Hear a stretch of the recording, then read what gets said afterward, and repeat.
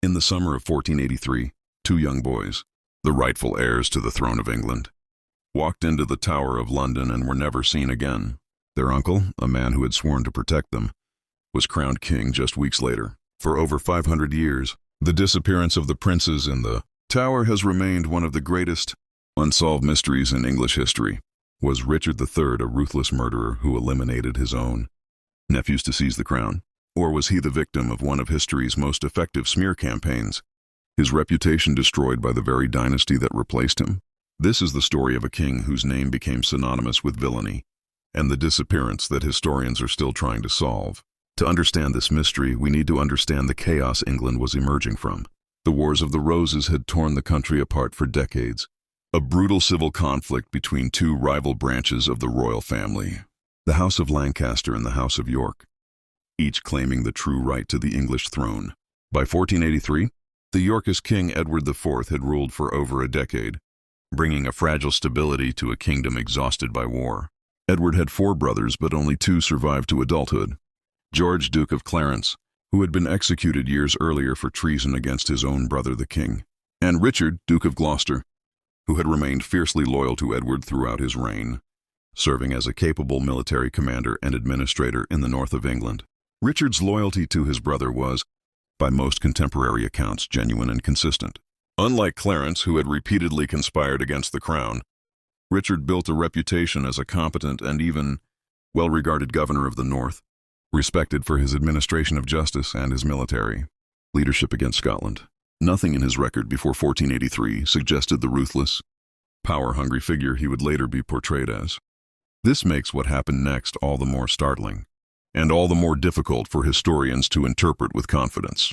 In April of 1483, King Edward IV died suddenly and unexpectedly at the age of 40, likely from illness, leaving behind his 12-year-old son, also named Edward, as the new king.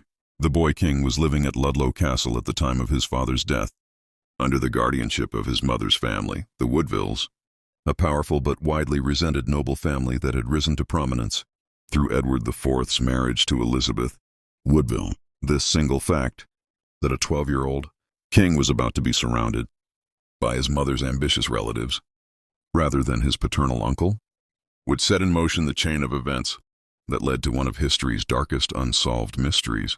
News of Edward IV's death triggered an immediate and tense power struggle. Under the late king's will, Richard, Duke of Gloucester, had been named Lord Protector, responsible for governing England until the young king came of age. But the Woodville family, led by the Queen Dowager Elizabeth Woodville and her brother Anthony, had other plans. They moved quickly to have the young king crowned immediately, a move that would have effectively sidelined Richard's role as protector and secured Woodville dominance over the new reign. Richard, learning of these maneuvers, acted decisively. He intercepted the young king's traveling party near Northampton, arresting Anthony, Woodville, and several other members of the Queen's family on charges of plotting against him, charges whose validity remains debated by historians to this day. Richard then escorted the young Edward V to London himself, positioning himself firmly as the boy's guardian and protector, exactly as the late king's will had intended. To contemporaries, this initially appeared to be a reasonable, even necessary action, a loyal uncle protecting his nephew's rightful inheritance from an overreaching in-law faction. Once in London, Edward V was lodged in the royal apartments within the Tower of London, which at this time functioned not only as a fortress and prison, but also as a royal residence, a detail crucial to understanding the events that followed, since being housed there was not initially seen as sinister or unusual.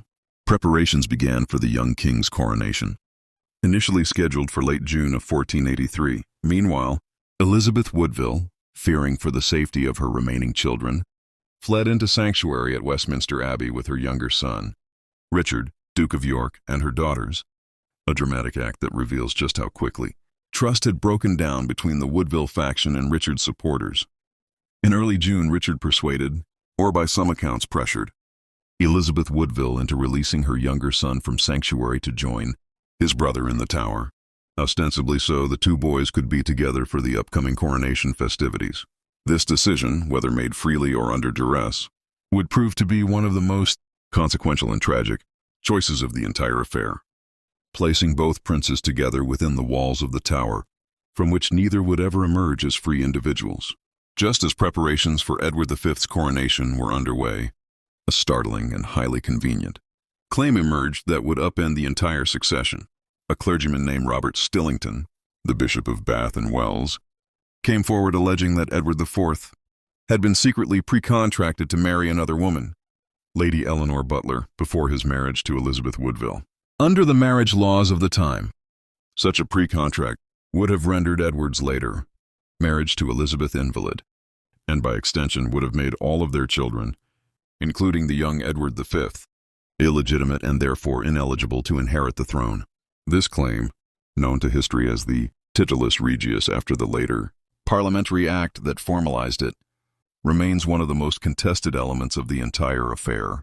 Some historians view it as a genuine legal revelation, one that Richard had a moral and legal obligation to act upon once it came to light, given that allowing an illegitimate king to take the throne could have created even greater instability down the line. Others view it as a conveniently timed fabrication, engineered specifically to provide Richard with a legal pretext to claim the throne for himself, noting the remarkable coincidence that such a damaging allegation about the late king's private life emerged only after his death, when neither Edward nor Lady Eleanor Butler, who had also died years earlier, could confirm or deny it. On the 22nd of June, 1483, a sermon was preached publicly in London, asserting the illegitimacy of Edward IV's children, and within days, a group of lords and commoners petitioned Richard to take the throne himself as the rightful heir. Richard accepted and was crowned King Richard III on the 6th of July, 1483, with his nephew Edward's planned coronation, quietly cancelled and replaced entirely by his uncle's own. This sequence of events, moving from Lord Protector to King in a matter of weeks, built on a legal claim that conveniently erased his nephew's right to the throne, immediately raised suspicions among many of Richard's contemporaries, suspicions that would only deepen as the fate of the two young princes remained increasingly and ominously unclear. Following Richard's coronation, reports about the young princes became increasingly scarce. Throughout the summer of 1483, they were reportedly seen occasionally within the grounds of the Tower, but by the autumn, sightings had stopped entirely. The Italian visitor Dominic Mancini, who was in London during this period and later wrote one of the earliest surviving accounts of these events, recorded that the princes were seen less and less frequently behind the Tower's windows as the summer progressed, until they vanished from public view altogether. No official announcement of their deaths was ever made. No bodies were produced. No funeral was held. This silence itself has become one of the most significant pieces of circumstantial evidence in the entire case. For a king with nothing to hide, would arguably have had every political incentive to either produce his nephews alive to quiet growing rumors, or to publicly announce and explain their deaths if they had died of natural causes, rather than allowing suspicion and speculation to fester unchecked for months and years afterward. By the winter of 1483, rumors of the prince's murder were already circulating widely, both within England and among foreign courts on the continent. These rumors became so pervasive and damaging that they contributed directly to a rebellion against Richard later that same year, led by Henry Stafford, the Duke of Buckingham, who had initially been one of Richard's closest allies during his rise to power. Buckingham's rebellion failed, and he was executed. But the fact that a former ally would turn against Richard so dramatically, and that rumors of the prince's deaths were cited as a key grievance driving the rebellion, suggests that even contemporaries close to the center of power believed something terrible had happened to the boys. Richard never publicly addressed the rumors during his reign, a silence that historians have interpreted in sharply different ways. Some argue this silence reflects guilt, a king unable to address accusations he knew to be true. Others argue it reflects the political impossibility of the situation, that any statement, whether confirming the boys were alive, dead, or missing, would have created further complications Richard had no good way to navigate. The rebellion led by the Duke of Buckingham in the autumn of 1483 represents one of the most curious and revealing episodes in this entire mystery. Buckingham had been one of Richard's most important and trusted allies during the events of that summer, playing a central role in securing Richard's path to the throne. His sudden and dramatic turn against the king he had so recently helped crown remains difficult to fully explain, and historians have proposed several competing theories. One theory holds that Buckingham himself had ambitions for the throne, and that his rebellion was less about avenging the princes and more about positioning himself as a rival claimant, using the growing rumors of their murder as convenient political cover for his own ambitions. Another theory suggests that Buckingham had genuinely grown disillusioned with Richard, either due to being denied lands and offices he felt he had been promised, or due to genuine horror at what he believed Richard had done to his own nephews. A third and increasingly influential theory among modern historians suggests that Buckingham himself may have had access to the princes during this critical period, and that he, rather than Richard directly, may have been responsible for their deaths, perhaps as a calculated move to eliminate potential rivals to his own ambitions while the political chaos of the succession crisis provided ideal cover. Whatever Buckingham's true motivations, his rebellion aligned itself with an unexpected ally, Henry Tudor, a relatively obscure claimant to the Lancastrian line who had been living in exile in Brittany. This alliance between a disaffected Yorkist noble and an exiled Lancastrian claimant reveals just how thoroughly the rumors of the prince's murder had reshaped English politics, creating a coalition of convenience against Richard that would have seemed almost unthinkable just months earlier, when the Wars of the Roses, Old Lancastrian and Yorkist divisions still defined political loyalty. Buckingham's rebellion ultimately collapsed due to poor weather and coordination, and he was captured and executed without trial in early November of 1483. But the alliance it had forged between disaffected Yorkists and the exiled Henry Tudor would prove to be the seed of Richard's eventual and final downfall less than 2 years later. The failure of Buckingham's rebellion did not end the threat to Richard's rule. If anything, it clarified and consolidated it around a single figure, Henry Tudor. Henry's own claim to the throne was, on paper, remarkably weak, descending from an illegitimate branch of the Lancastrian royal line through his mother, Margaret Beaufort, a formidably intelligent and politically connected woman who worked tirelessly behind the scenes to build support for her son's cause.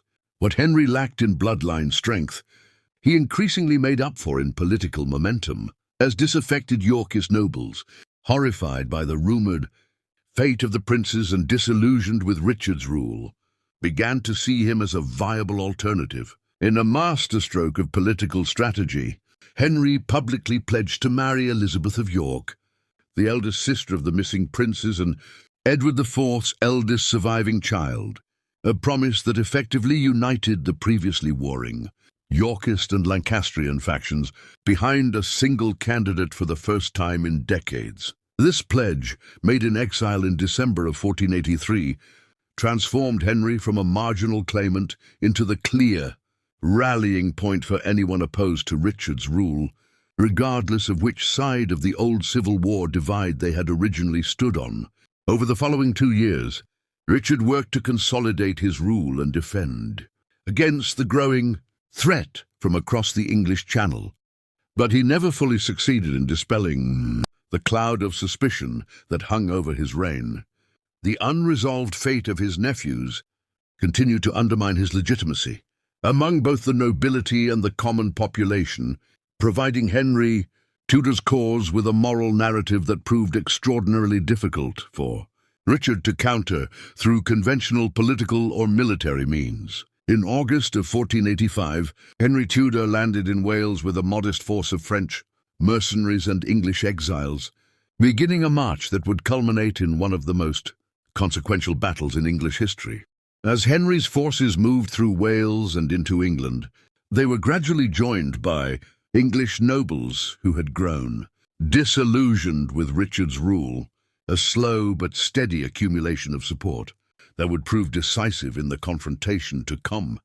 On the 22nd of August, 1485, the armies of Richard III and Henry Tudor met near Bosworth Field in Leicestershire, in a battle that would decide not just the fate of 2 men, but the future direction of the English crown itself. Richard's forces significantly outnumbered Henry's, and on paper, the battle should have been a straightforward royal victory. But the loyalty of several key noble commanders on Richard's side proved far less certain than their numbers suggested. Most critically, the powerful Stanley family, led by Lord Thomas Stanley and his brother William, commanded a substantial force positioned near the battlefield. but initially held back from committing to either side. The Stanleys had a complicated relationship with both Richard and Henry, made even more complex by the fact that Thomas Stanley was married to Henry Tudor's mother, Margaret Beaufort. As the battle progressed and reached its critical moment, with Richard reportedly leading a bold and desperate cavalry charge directly toward Henry Tudor himself in an attempt to end the battle decisively, the Stanley forces finally intervened, throwing their support behind Henry and turning the tide of the battle irreversibly against Richard. Richard III was killed in the fighting, reportedly fighting fiercely to the very end rather than attempting to flee the field, a detail that even hostile chroniclers writing under the subsequent Tudor regime largely acknowledged.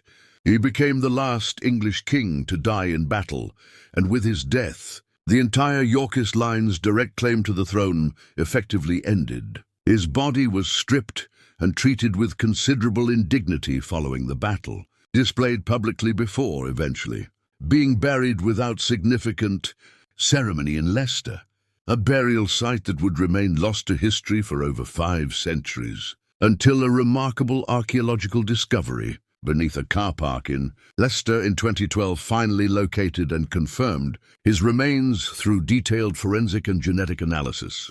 Henry Tudor's victory at Bosworth marked the beginning of an entirely new royal dynasty, and with it, an entirely new and lasting narrative about Richard III's character and reign.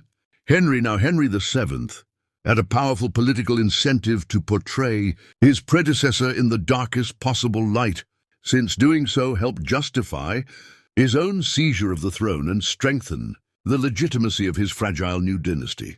Over the following decades, this portrayal was reinforced and elaborated by Tudor-era historians and writers, most famously culminating in William Shakespeare's play Richard III, written over a century after the events it depicts, during the reign of Henry's granddaughter, Elizabeth I. Shakespeare's portrayal of Richard as a physically deformed, scheming, almost cartoonishly evil villain, murdering his way to the throne with gleeful malice, became the dominant popular image of Richard III for centuries afterward, an image that modern historians increasingly recognize as a work of dramatic fiction shaped heavily by Tudor political propaganda rather than a reliable historical account. Contemporary records from Richard's own lifetime describe no such physical deformity, and the archaeological examination of his remains, discovered in 2012, revealed scoliosis, a curvature of the spine, but nothing resembling the severe physical distortions later attributed to him in Tudor-era accounts. This does not necessarily mean Richard was innocent of the prince's deaths, a crucial distinction historians are careful to draw. It simply means that the specific, exaggerated portrait of Richard as an almost supernaturally evil figure, hunchbacked and villainous from birth, tells us more about Tudor political needs than about the historical reality of the man himself, separating the genuine historical evidence from centuries of accumulated Tudor-era propaganda remains one of the central challenges facing historians attempting to reach a fair and balanced assessment of what actually happened to the princes in the Tower and of Richard's true role, if any, in their fate. In recent decades, historians and forensic investigators have applied increasingly sophisticated methods to try to resolve the mystery of the princes in the Tower once and for all. In 1674, workmen renovating the Tower of London discovered a wooden box containing 2 small skeletons, buried beneath a staircase, remains that were widely assumed at the time to belong to the missing princes and were subsequently reburied in Westminster Abbey under orders from King Charles II. These remains were briefly examined in 1933, with the examination concluding they were consistent with 2 children of approximately the right ages. Though the scientific methods available at the time were far too limited to establish identity, cause of death, or even definitively confirm the sex of the remains with any real certainty, modern historians and scientists have long called for further examination of these remains, using contemporary forensic and genetic techniques, including DNA analysis that could potentially compare the remains against known descendants of the York family line. However, such further examination has consistently been denied by royal and church authorities, who have cited the sanctity of a royal burial site as reason to leave the remains undisturbed, a decision that continues to frustrate historians eager to finally resolve one of history's most enduring cold cases